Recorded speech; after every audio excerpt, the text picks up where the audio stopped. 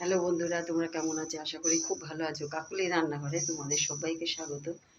আমার রান্না হয়ে গেছে, এখন তোমাদের সাথে শেয়ার করছি কি কি রান্না করলাম।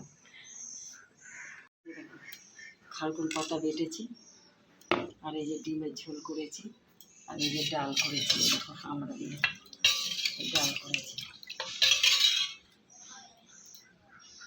আর এই যে এখানে আছে কুমড়ো ফুলের বড়া, খাওয়ার আগে দিয়ে ভেজে নেব। দেখো কি সুন্দর গাছে ফুটেছে। এই যে বাসন গুলিয়ে রেখেছি, এটা খাওয়ার আগে ভেজে নেব।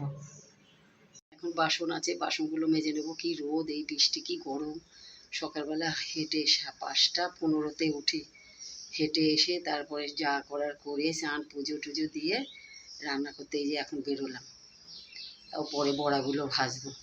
যাই হোক, পরে আবার তোমাদের সাথে শেয়ার করব কি কি করব না করব।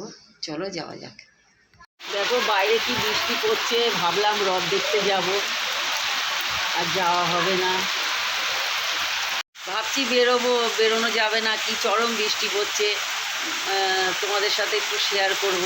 পাচিরমাপুরে খুব রথ হয় আর মেলা বসে, হয়েছি তোমাদের সাথে সবটাই শেয়ার করব, আর হচ্ছে না।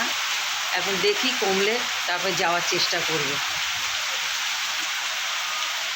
যেতে পারলাম না, তোমাদের ভেবেছি যে সবটাই দেখাবো। আমার নাতনি আর মেয়ে এসছে, দেখো জিলাপি আর ছানা নিয়ে এসছে। একটুখানি খাইয়ে দিই নাও গো সোনা লক্ষ্মী।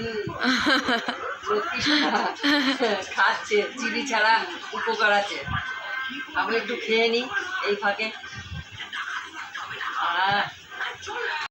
রুটি করে নিয়েছি, দুপুরে ডিমের তরকারি আছে, ওই দিয়ে বাপ বেটা খেয়ে নেবে, আর আমি আম দিয়ে খেয়ে নেবো, ব্যাস। এই যে রুটি করেছি, তোমাদের রুটি করেছি, আর দুপুরে ডিমের তরকারি রয়েছে। খেতে এখনও একটু দেরি আছে, তাই ভিডিওটা এখানেই শেষ করলাম। তোমাদের যদি ভালো লেগে থাকে লাইক কমেন্ট শেয়ার দিও।